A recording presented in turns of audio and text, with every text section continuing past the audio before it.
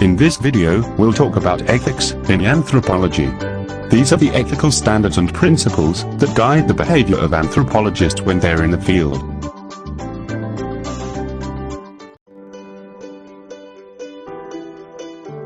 You anthropologists are to go ahead of the troops and talk to the local villagers. Get as much information as you can, and return to base camp. I have a question. What is the military going to do with the information we get for you? That's classified. All I can tell you is that it will be used to help us understand the locals better. Just so I understand, you're saying that the military could do anything it wants with the information? That is correct. Your data becomes property of the military. The anthropologists have no control over what happens to the information they gather on the local people, or how it is used. What do you think they should do? Should they continue with their research? Why or why not? This is a very difficult situation for them. If they signed a contract, they are obligated to conduct the research. If that is the case, what do you think they should do?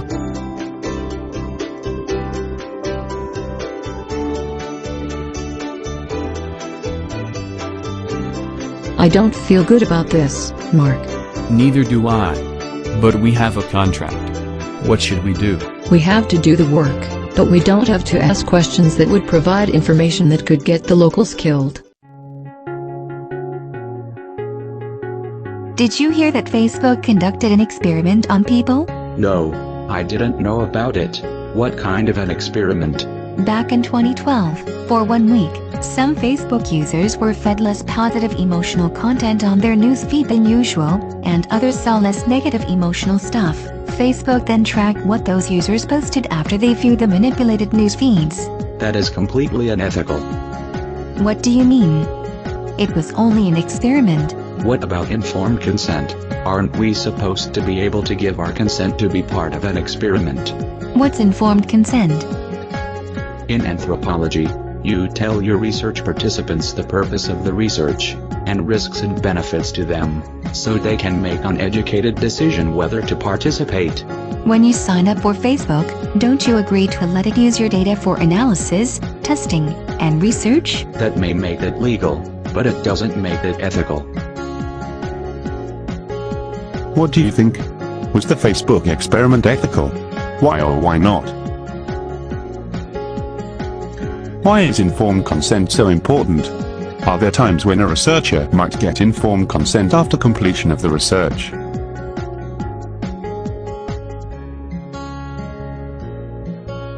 Professor Umbridge, I'm looking forward to reading your article on your research in the Amazon. I have no plans to make that information available except to my closest colleagues. Aren't you even going to share your findings with the people you studied? Good heavens, no. I don't either want to share the information with them. Most of them can't read anyway. Aren't you ethically obligated to make your findings available to others, including your research subjects? Shut up. Right. What do you think? Is Professor Umbridge behaving ethically?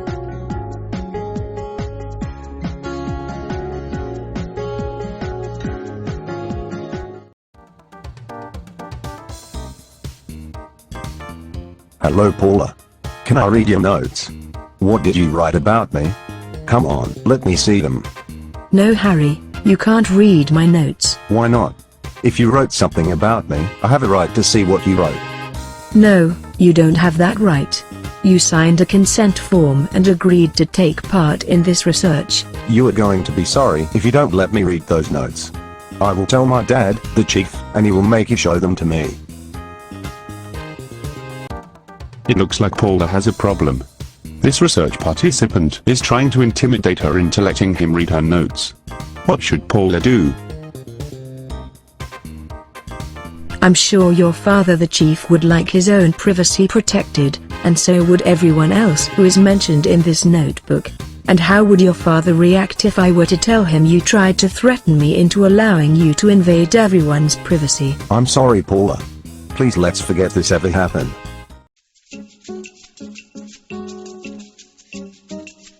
Good evening, Suli. Beautiful night, isn't it? Yes, it's lovely, and the moon is very pretty. Would you like to go out and have a drink with me? No, my father would not approve. We don't have to tell him.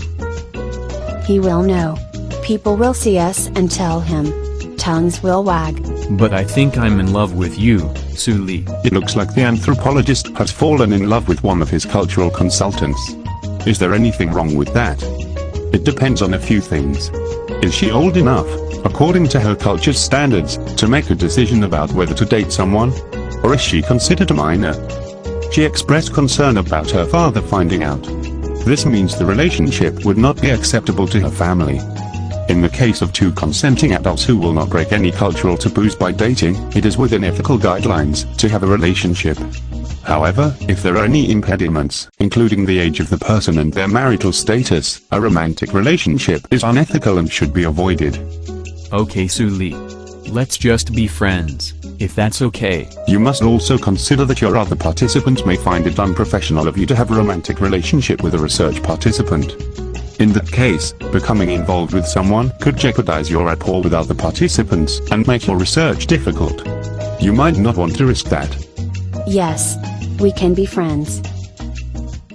Let's review what we learned about ethics in anthropology. The first ethical principle is to do no harm.